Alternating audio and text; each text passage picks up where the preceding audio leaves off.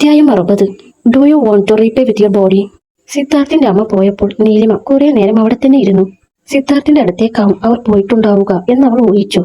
മകളുടെ കുട്ടിയുള്ള ഒരു പെണ്ണിന്റെ ഒപ്പം താമസിക്കുന്നത് എന്ത് തന്നെ ആയാലും അവർ സമ്മതിക്കാൻ ഇടയില്ല. സിദ്ധാർത്ഥ തന്നെ വിവാഹം ചെയ്ത കാര്യം അറിഞ്ഞാൽ ഗീത എങ്ങനെ പ്രതികരിക്കുമെന്നറിയാതെ അവൾക്ക് ഭയം തോന്നി. എന്ത് സംഭവിച്ചാലും സിദ്ധാർത്ഥിനൊരു പ്രശ്നം വരാത്ത രീതിയിൽ അതെല്ലാം കൈകാര്യം ചെയ്യണമെന്ന് നീലിമ തീരുമാനിച്ചിരുന്നു. സിദ്ധാർത്ഥ് ഓഫീസിൽ അവന്റെ ക്യാബിനിൽ ജോലിയിലായിരുന്നു. അപ്പോൾ അസിസ്റ്റന്റ് അവിടേക്ക് കയറി വന്നു. സർ, ഗീതാ മേഡം കാണാൻ വന്നിട്ടുണ്ട്, അസിസ്റ്റന്റ് പറഞ്ഞു. അത് കേട്ട് സിദ്ധാർത്ഥ് ആശ്ചര്യത്തോടെ തല ഉയർത്തി. അമ്മയോ? ഇങ്ങോട്ടേക്കോ? എന്തിന്? സിദ്ധാർത്ഥ് അത് ചോദിച്ചു തീർന്നതും ഗീത ക്യാബിനിലേക്ക് കയറി വന്നു. അത് കണ്ട് അസിസ്റ്റന്റ് അവരോട് നമസ്കാരം പറഞ്ഞ ശേഷം ഇറങ്ങിപ്പോയി. അമ്മ എന്തോ സംസാരിക്കാൻ വേണ്ടിയാണ് അവിടേക്ക് വന്നതെന്ന് സിദ്ധാർത്ഥിന് തോന്നി. അമ്മ എന്തിനാ ഇങ്ങോട്ട് വന്നേ? അതെന്താ, എനിക്കെന്താ ഇങ്ങോട്ട് വരാൻ പാടില്ലേ? സിദ്ധാർത്ഥിന്റെ നേർക്ക് നോക്കി ഗീത ചോദിച്ചു. അതല്ല അമ്മേ, ഇത് ഓഫീസ് ടൈം അല്ലേ? സിദ്ധാർത്ഥ് ചോദിച്ചു. എന്തുകൊണ്ടായാലും എനിക്കൊരു കാര്യം അറിയണം, അതിനാണ് ഞാൻ ഇത്ര നേരത്തെ ഇങ്ങോട്ട് പോകുന്നത്, ഗീത പറഞ്ഞു. അത് കേട്ട് സിദ്ധാർത്ഥ് അമ്മയെ നോക്കി. എന്താ അമ്മക്ക് അറിയേണ്ടത്? ചോദിക്കുക, സിദ്ധാർത്ഥ് പറഞ്ഞു. ഗീത അപ്പോൾ ഒന്ന് സൈലന്റ് ആയി. സിദ്ധു, നിന്റെ വീട്ടില് നിന്റെ കൂടെ നീലിമ എപ്പം മുതലാണ് താമസിക്കാൻ തുടങ്ങിയത്? എന്താ നിങ്ങൾ തമ്മിലുള്ള ബന്ധം? ഗീത ചോദിച്ചത് കേട്ട് സിദ്ധാർത്ഥ് അമ്പരന്ന് പോയി. വീട്ടുകാരിൽ നിന്ന് നീലിമയുടെ കാര്യം സിദ്ധാർത്ഥ് അത്ര ദിവസം വിദഗ്ധമായി മറച്ചു വെച്ചിരിക്കുകയായിരുന്നു. ഇപ്പോൾ അമ്മ എങ്ങനെ അറിഞ്ഞുവെന്നാണ് അവൻ ആദ്യം ചിന്തിച്ചത്. കൂടുതൽ ആലോചിക്കണ്ട, നിന്റെ ഫ്രണ്ടിലെ ആ ലാവണ്യ അവളോട് എന്നോട് ഈ കാര്യം പറഞ്ഞത്. ഗീത പറഞ്ഞത് കേട്ട് സിദ്ധാർത്ഥ് ദേഷ്യത്തോടെ ലാവണ്യയെ കുറിച്ച് ഓർത്തു. അവൾക്ക് അമ്മയോട് ഈ കാര്യങ്ങൾ ചെന്ന് പറയേണ്ട ആവശ്യം എന്തായിരുന്നുവെന്ന് സിദ്ധാർത്ഥ് ആലോചിച്ചു. അവൾക്ക് വേറെ പണിയൊന്നുമില്ല, അവളെ ഞാൻ കാണട്ടെ, സിദ്ധാർത്ഥ് ദേഷ്യത്തോടെ പറഞ്ഞു. സിദ്ധു, നീ അവളെ കുറ്റം പറയേണ്ട കാര്യമൊന്നുമില്ല. നീയല്ലേ തെറ്റ് ചെയ്തേ? എന്റെ അടുത്തു നിന്നും നീലിമ നാട്ടിൽ തന്നെ ഉണ്ടെന്ന കാര്യവും അവൾ നിന്റെ കൂടെയാണ് താമസമെന്ന കാര്യവും മറച്ചു വെച്ചത് നീയാണ്. അതുകൊണ്ട് അവളെ നീ ഒന്നും പറയണ്ട, ഗീത പറഞ്ഞു. അത് കേട്ട് സിദ്ധാർത്ഥിന്റെ നിയന്ത്രണം വിട്ടുപോയി. അമ്മ വീട്ടിലേക്ക് നേരിട്ട് ചെന്ന് ലാവണ്യ പറഞ്ഞ കാര്യം അന്വേഷിച്ചതൊന്നും സിദ്ധാർത്ഥിന് ഇഷ്ടമായില്ല. അമ്മയോട് ഞാനെന്തിനെല്ലാം മറച്ചു വെക്കുന്നത്? പറയാൻ സമയമാവുമ്പോ ഞാൻ തന്നെ പറയും. അമ്മയ്ക്ക് വേറെ പണിയൊന്നുമില്ല, കണ്ടവന്മാരുടെ വാക്കും കേട്ട് എന്റെ പിന്നാലെ ഓരോന്നും അന്വേഷിച്ചു വരാൻ, സിദ്ധാർത്ഥ് പറഞ്ഞു. അത് കേട്ട് ഗീത അവനെ നോക്കി. എത്ര കലിപ്പനായാലും സിദ്ധാർത്ഥ് അമ്മയോട് ഒരുപാട് ദേഷ്യപ്പെട്ട് സംസാരിക്കുന്ന ശീലമുള്ളവനല്ല. ആ അവനാണ് ഇപ്പോൾ തന്നോട് ഇത്ര രൂക്ഷമായി സംസാരിക്കുന്നത്. അതിൽ ഗീതക്ക് അല്പം വിഷമം തോന്നി. അത് ശ്രദ്ധിച്ച സിദ്ധാർത്ഥ് ഉടനെ അമ്മയെ നോക്കി പറഞ്ഞു. അമ്മ, ഞാൻ പറയുന്നത് കേൾക്ക്, വെറുതെ ഓരോന്ന് സങ്കല്പിക്കാതെ. അല്ല, ഇനി അഥവാ ഞാനും നീലിമയും തമ്മിൽ എന്തെങ്കിലും ഉണ്ടെങ്കിൽ തന്നെ എന്താ? നീലിമ നല്ല കുട്ടിയല്ലേ, അമ്മയ്ക്കും അവൾ ഇഷ്ടല്ലേ? സിദ്ധാർത്ഥ് ചോദിച്ചു. നീലിമയെ കുറിച്ച് ഗീതയ്ക്ക് എന്താണ് അഭിപ്രായം എന്ന് അറിയാൻ കൂടി വേണ്ടിയാണ് അവൻ അങ്ങനെ ചോദിച്ചത്. മോനെ, നീലിമ നല്ല കുട്ടിയല്ലാത്തത് കൊണ്ടല്ല, അവൾ എത്രയൊക്കെ പറഞ്ഞാലും വേറെ ഒരാളുടെ കുട്ടിയുടെ അമ്മയാണ്. അങ്ങനെയുള്ള ഒരു പെണ്ണിനെ കൂടെ താമസിപ്പിക്കേണ്ട ഗതികേട് നിനക്കുണ്ടോ? ഗീത ശബ്ദം താഴ്ത്തി ചോദിച്ചു. സിദ്ധാർത്ഥിന്റെ ക്ഷമ നശിച്ചിരുന്നു. അശ്വിനെ കുറിച്ച് മറ്റൊരാളുടെ കുട്ടിയാണ് അമ്മ പറഞ്ഞത് അവന് ഒട്ടും ഉൾക്കൊള്ളാൻ സാധിച്ചില്ല. അമ്മ, മതി നിർത്ത്. അശ്വിന് അമ്മക്ക് ഇഷ്ടായിരുന്നല്ലോ, ഇപ്പൊ അവൻ വല്ലവരുടെയും കുട്ടിയായോ? സിദ്ധാർത്ഥ് ചോദിച്ചു. എന്റെ പൊന്നു സിദ്ധു, നിനക്കെന്താ ബോധമില്ലേ? ഞാനെന്താ പറയുന്നതെന്ന് ആദ്യം മനസ്സിലാക്കാൻ നോക്ക്. അശ്വിനെ എനിക്ക് ഇഷ്ടമല്ലെന്ന് ഞാൻ ഇപ്പോഴും പറയുന്നില്ല. ആ കുഞ്ഞിനെ എനിക്കിഷ്ടമാ. എന്നാലും എന്റെ മോന്റെ കുട്ടിയായിട്ട് അവനെ എനിക്ക് കാണാൻ കഴിയില്ല, ഗീത പറഞ്ഞു. അമ്മയോട് അവൻ അംഗീകരിക്കാൻ ഞാൻ പറഞ്ഞു. പിന്നെ നീലിമയുടെ കാര്യം, അത് എന്റെ കാര്യമാണ്, അതില് അമ്മ ഇടപെടണ്ട. സിദ്ധാർത്ഥിന്റെ രൂക്ഷമായ സ്വരം കേട്ട് ഗീത ആകെ വല്ലാതെയായി. സിദ്ധാർത്ഥും അമ്മയോട് അങ്ങനെ അത്ര കടുപ്പിച്ച് സംസാരിക്കണമെന്ന് കരുതിയതല്ല. പക്ഷേ നീലിമയുടെ കാര്യം വന്നപ്പോൾ എന്തുകൊണ്ടോ അവൻ അറിയാതെ അവൾക്ക് വേണ്ടി സംസാരിച്ചു പോകുന്നതാണ്. അവൾക്ക് വേണ്ടി സംസാരിക്കാൻ വേറെ ആരുമില്ലെന്ന് സിദ്ധാർത്ഥിനറിയാം. എന്റെ കാര്യം നിന്റെ കാര്യം എന്നൊക്കെ പിരിച്ചു കാണാൻ തുടങ്ങിയല്ലേ സിദ്ധു? ഹാ, എന്തായാലും നടക്കട്ടെ, ഗീത പറഞ്ഞു. അമ്മ ഒന്ന് പോകുന്നുണ്ടോ? സിദ്ധാർത്ഥ് സഹി കെട്ടു പറഞ്ഞു. സിദ്ധു, നീ നമ്മുടെ കുടുംബത്തിന്റെ മാനം വെച്ചാണ് കളിക്കുന്നത്, അത് ഓർമ്മ വേണം. നീ ഒരു കുട്ടിയുള്ള പെണ്ണിന്റെ കൂടെയാണ് താമസമെന്നറിഞ്ഞാൽ നാട്ടിൽ എന്തൊക്കെ കഥകൾ വരുമെന്ന് അറിയാമോ? ഗീത ചോദിച്ചു. അമ്മ, അതിനെക്കുറിച്ചൊന്നും അധികം ചിന്തിക്കണ്ട, അതൊക്കെ ഞാൻ നോക്കിക്കോളാം. അമ്മ പൊക്കോ, ഞാൻ വീട്ടിലേക്ക് വരാം, ഈ വിഷയം നമുക്ക് പിന്നെ സംസാരിക്കാം, സിദ്ധാർത്ഥ് പറഞ്ഞു. ഈ വിഷയത്തിൽ ഇനി നീ എന്നോട് സംസാരിക്കേണ്ട കാര്യമില്ല സിദ്ധു. എത്ര സംസാരിച്ചാലും അവളുടെ കൂടെ നീ താമസിക്കുന്നത് എനിക്കിഷ്ടമേയല്ല, അത് ഞാൻ സമ്മതിക്കില്ല, ഗീത പറഞ്ഞു. അമ്മ ഒന്ന് നിർത്തുന്നുണ്ടോ? അല്ലെങ്കിൽ തന്നെ എനിക്ക് ഭ്രാന്ത് പിടിച്ചിരിക്കുന്ന സമയമാണ്. അപ്പോഴാ സിദ്ധാർത്ഥ് ദേഷ്യത്തോടെ പറഞ്ഞു. സിദ്ധു, ഞാൻ നിന്റെ അമ്മയാണ്, നീ എന്നോട് വരെ അവൾക്ക് വേണ്ടി എതിർത്ത് സംസാരിക്കാൻ തുടങ്ങിയല്ലേ? ഗീത ചോദിച്ചത് കേട്ടപ്പോഴാണ് താൻ അമ്മയോട് വളരെ രൂക്ഷമായാണ് സംസാരിക്കുന്നതെന്ന് തിരിച്ചറിഞ്ഞത്. അവൻ ഉടനെ ഗീതയെ നോക്കി എന്നിട്ട് പറഞ്ഞു.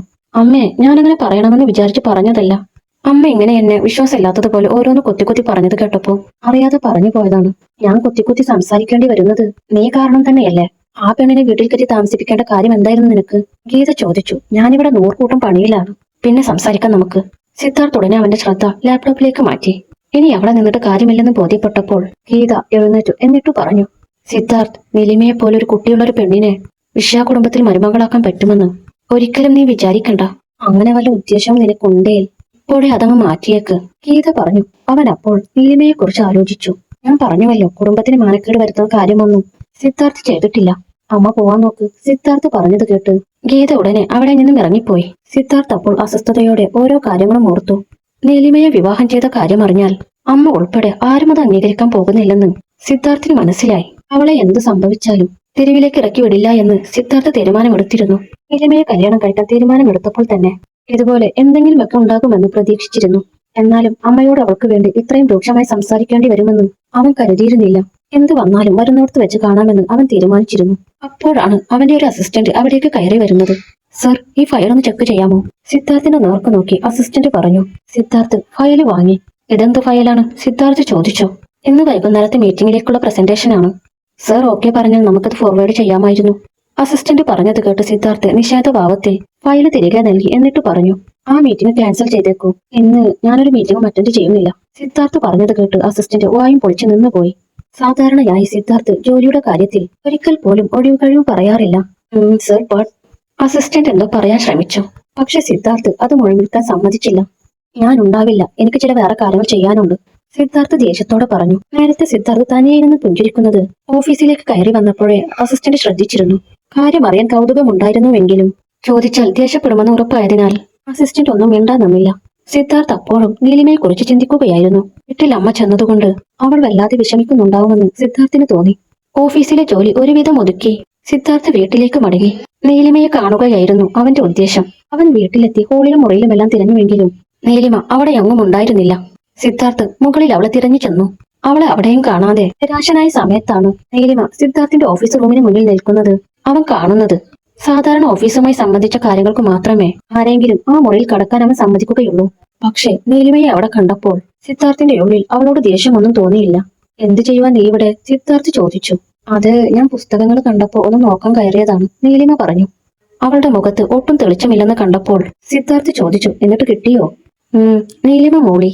എന്നാ വാ, ഇവിടെ ഇരിക്ക്. സിദ്ധാർത്ഥ് അവളെ ഓഫീസ് റൂമിലേക്ക് ക്ഷണിച്ചു. നീലിമ അവന്റെ ഒപ്പം ചെന്നിരുന്നു. എന്നിട്ട് അവനെ നോക്കി. അമ്മ വന്നിരുന്നുല്ലേ? സിദ്ധാർത്ഥ് ചോദിച്ചു. വന്നിരുന്നു, നീലിമ പറഞ്ഞു. അവളുടെ മുഖത്ത് അപ്പോൾ സങ്കടമായിരുന്നു. എന്തുപറ്റി? മോശമായി എന്തെങ്കിലും പറഞ്ഞോ അമ്മ? നീലിമയുടെ വാടിയ മുഖം കണ്ട് സിദ്ധാർത്ഥ് ചോദിച്ചു. ഏയ്, അമ്മ മോശമായിട്ടൊന്നും പറഞ്ഞിട്ടില്ല. ഞാൻ സിദ്ധാർത്ഥിന്റെ കൂടെ താമസിക്കുന്നത് അമ്മയ്ക്കെന്നല്ല ഒരാൾക്കും ഇഷ്ടമാവാൻ സാധ്യതയില്ലല്ലോ. ആ ഒരു ഇഷ്ടക്കേട് മുഖത്തുണ്ടായിരുന്നു. അത് കണ്ടപ്പോ എനിക്കെന്തോ പേടിയായി, നീലിമ പറഞ്ഞു. അത് കാര്യാക്കണ്ട. അമ്മ അങ്ങനെ എടുത്തടിച്ച് എന്തെങ്കിലും സംസാരിക്കുന്നുവെന്നേ ഉള്ളൂ. പാവാണ്, സിദ്ധാർത്ഥ് പറഞ്ഞു. അമ്മ എന്നോട് മോശമായൊന്നും പറഞ്ഞില്ല, നന്നായി തന്നെയാണ് സംസാരിച്ചത്, നീലിമ പറഞ്ഞു. പിന്നെ നിന്റെ മുഖത്തെന്താ കടന്നൽ കുത്തിയ പോലെ? സിദ്ധാർത്ഥ് അവളുടെ മുഖം നോക്കി വീണ്ടും ചോദിച്ചു. ഏയ്, ഒന്നുമില്ല. ഞാൻ ഓരോന്ന് ആലോചിക്കുകയായിരുന്നു. പെട്ടെന്ന് ഇവിടെ നിന്നും ഇറങ്ങേണ്ടി വന്നാലോ? ഇറങ്ങിയല്ലേ പറ്റൂ. അതുകൊണ്ട് മറ്റൊരു വീട് കണ്ടെത്തി വെക്കണം, നീലിമ പറഞ്ഞു. അവൾ പറഞ്ഞത് അവന് തീരെ ഇഷ്ടമായില്ല. നീയും മോനും എന്തായാലും ഇവിടെ നിന്ന് ഇറങ്ങേണ്ടി വരില്ല, ആ ഉറപ്പ് ഞാൻ തരാം, സിദ്ധാർത്ഥ് പറഞ്ഞു. അത് കേട്ടപ്പോൾ അവൾക്ക് അല്പം ആശ്വാസം തോന്നി. എങ്കിലും അവൾ പറഞ്ഞു, സിദ്ധാർത്ഥ്, എന്റെ കാര്യത്തിന് വേണ്ടി നിങ്ങൾ അമ്മയോട് വഴക്കിടരുത്. ഞാനും മോനും ഇവിടെ നിന്നും ഇറങ്ങുന്നതാണ് അവർക്ക് സന്തോഷമെങ്കിൽ ഞാൻ അതിനും റെഡിയാണ്, നീലിമ പറഞ്ഞു. നിന്നെ ഉപേക്ഷിച്ച് കിട്ടുന്ന ഒരു സന്തോഷവും എനിക്ക് വേണ്ട. ഈ ജന്മം എനിക്ക് നിന്നെയേ വേണ്ടു, സിദ്ധാർത്ഥിന്റെ മനസ്സ് പറഞ്ഞു. പക്ഷെ അത് അവളോട് തുറന്നു പറയാൻ അപ്പോഴും അവന്റെ ഈഗോ സമ്മതിക്കുന്നുണ്ടായിരുന്നില്ല. ഒരുപാട് ആലോചിച്ച് കാട് കയറണ്ട, അമ്മയൊക്കെ ഞാൻ ഹാൻഡിൽ ചെയ്തോളാം. മാഡത്തിന്റെ ജോലി ചെയ്യാൻ നോക്ക്, സിദ്ധാർത്ഥ് പറഞ്ഞു. അല്ല സിദ്ധാർത്ഥ്, എന്നാലും, നീലിമ പറഞ്ഞു. അപ്പോൾ സിദ്ധാർത്ഥ് ഒരു പുസ്തകമെടുത്ത് അവളുടെ നേർക്ക് നീട്ടി. എന്നിട്ട് പറഞ്ഞു, മിസ്സിസ് സിദ്ധാർത്ഥ്, ഒരെന്നാലുമില്ല, പോയി സ്വസ്ഥമായിരുന്ന് ഈ ബുക്ക് വായിക്ക്. ബാക്കി കാര്യങ്ങള് ഞാൻ നോക്കിക്കോളാം, സിദ്ധാർത്ഥ് പറഞ്ഞു. അത് കേട്ട് നീലിമയുടെ മുഖത്ത് സങ്കടം മാറി. അവൾ അവനെ നോക്കി പറഞ്ഞു, സിദ്ധാർത്ഥ്, നിങ്ങൾ എനിക്ക് വേണ്ടി ഒരുപാട് ഹെൽപ്പ് ചെയ്യുന്നുണ്ട്. താങ്ക്സ്. നിങ്ങൾക്ക് ഇതിനൊക്കെ പകരം എന്ത് വേണമെന്ന് പറഞ്ഞാലും ഞാൻ ചെയ്യാൻ കേട്ടോ. നീലിമ ഒരു ആവേശത്തിന്റെ പുറത്താണ് അത് പറഞ്ഞത്. അവൾ പറഞ്ഞത് കേട്ട് സിദ്ധാർത്ഥിന്റെ മുഖത്ത് ദേഷ്യം നിറഞ്ഞു. അല്ല, നീ കുറെ നാളായല്ലോ പകരം തരാന്ന് പറയുന്നു. അതിന് മാത്രമുള്ള കഴിവൊക്കെയുണ്ടോ നിനക്ക്?